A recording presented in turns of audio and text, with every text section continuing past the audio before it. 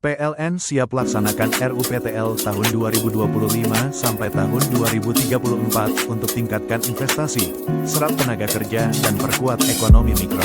Jakarta, tanggal 27 Mei tahun 2025 PT PLN, Persero, siap melaksanakan rencana usaha penyediaan tenaga listrik RUPTL tahun 2025 sampai tahun 2034 demi meningkatkan investasi, menyerap tenaga kerja, dan memperkuat ekonomi mikro.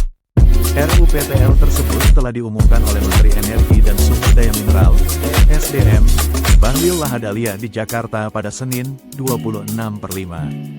Bahlil menegaskan RUPTL ini merupakan instrumen penting untuk mewujudkan visi Presiden Prabowo Subianto dan Wakil Presiden Gibran Rakabuming Raka dalam mencapai kedaulatan energi nasional berbasis potensi dalam negeri.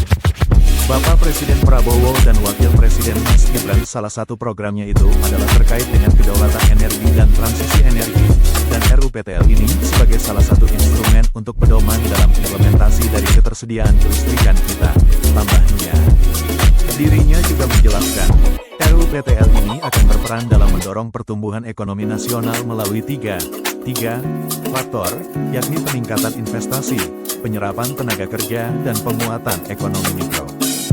Pengembangan RUPTL ini berpotensi memperoleh investasi sebesar Rp2.967,4 triliun. Secara rinci, investasi ini terbagi untuk sektor pembangkit sebesar Rp2.133,7 triliun, sektor penyaluran sebesar Rp565,3 triliun, sektor distribusi, sektor listrik desa dan lainnya sebesar Rp268,4 triliun.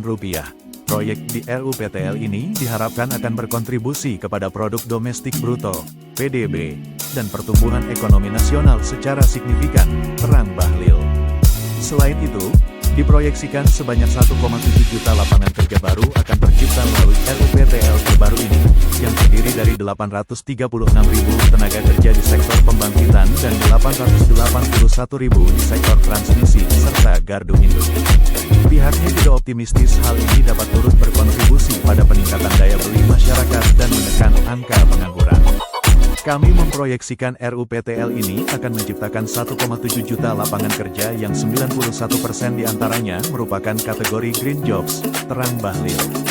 Tak hanya itu, program listrik desa, LISDES, dalam RUPTL tahun 2025 sampai tahun 2034 juga akan menargetkan aliran listrik ke 780.000 rumah tangga di wilayah terluar, terdepan, dan tertinggal, 3B.